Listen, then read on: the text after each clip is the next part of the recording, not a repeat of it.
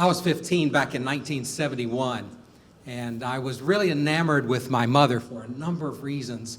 First of all, she always told us, be free with loving people, be kind to everybody, tell the truth. I still think that's really good advice, and I try to do those. The other reason was that she was the queen of the rodeo. So near our house there was a arena, and she would be the first person out on a big Appaloosa horse, all dressed in a white outfit with frills, and she had beautiful blonde hair, and she was just all smiles. She led a little procession around, and that would kick off the rodeo. She'd been doing this now for about 3 years, and I always wanted to be a bigger part of it. But when you're 12, you can do some things like hang out over by the concession stand and that kind of thing. I had 3 younger brothers, and they tried to look up to me, but we were all minimized to just kind of being Peggy's boys over there while she was the star. She encouraged us to learn all that we could, and indeed had us riding horses, feeding and grooming, all of that kind of stuff, hanging in the barn. We were there pretty much every weekend when the weather was good, and I was glad to be there. I was happy to be around the animals. I was happy to be around these cowboys, and I was hoping that someday I would get to be the guy who pulls the rope and lets the calf out to be roped, or the guy who gets to walk around with the big American flag and all that. But it didn't come real easy. After a while, I had kind of proved myself, and they said, Jack, you can do this, you can do that, still kind of menial jobs. All of a sudden, the rodeo was coming up, and on Friday night, my mom said, tomorrow morning, you're going to be a part of the roundup. I really didn't know what that meant, but I knew that they brought in livestock from these rolling hills there in northwest South Carolina.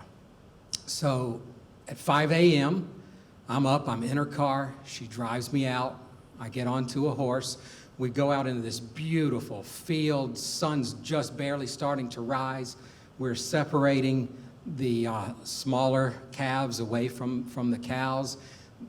We get them into another field, and somebody opens the gate, and they go in there. Now they're all kind of hanging around. Now we're separating the bigger ones from the little ones. We're taking the big ones into a smaller field. And then eventually, I know that we're going to be right at the back of the arena, and we're going to put those calves who have the unfortunate eventuality of being shot out a gate and roped and tied down by a cowboy. Now, this was pretty exciting for me. I hadn't thought about the fact that it might be cruel. In spite of my mother's urging for us to be kind and to share love, I thought we were just kind of playing with these animals. I'd never been directly involved with it.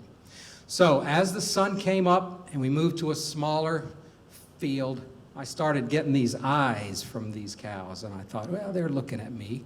I wonder if they know what I'm doing here or what I'm thinking. When it got into a smaller area, again, I kept getting, has anybody ever seen that cow side eye they give you? I thought, well, that's a little bit weird, but I guess I'm connecting with these guys. I don't know. I'm going to be a cowboy today. When we finally got up to the end, there were some girls from my junior high school that were out there, and they said, oh, look, there's Jack, and he's working this rodeo. And I thought, now we're getting somewhere. Now I am going to be a man. I'm not only going to get to be a real cowboy, help my mother in this rodeo, but I'm getting noticed over here. Something that didn't happen a whole lot at that point. Well, still doesn't happen a whole lot. But so it was really, really exciting. The crowds started coming in. My mom shows up. She's all dressed up. I've got to get these calves into the last little place where they're going to be shoulder to shoulder and stuck in there. They leave me by myself to make this happen. I just got behind all the calves, and I kind of herded them up, yeah, we'd say, up to the gate. Then I went around them. I opened up the gate. I see several side eyes, and now they appear to be a little panicked, as was I.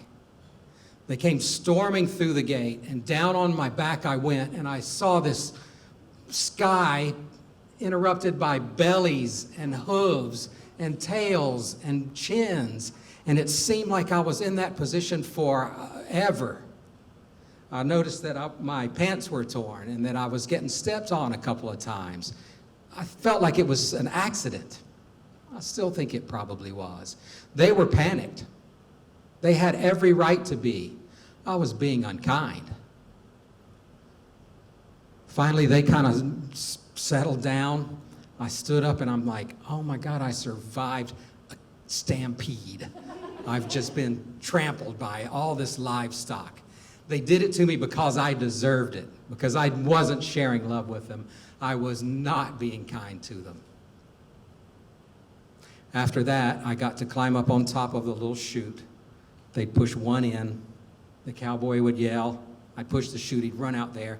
They'd knock them over, grab their feet, 2 loops and a hooey, and the time would stop.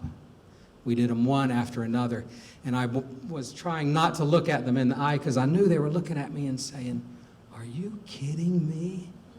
You pushed me in here now? This is going to happen?"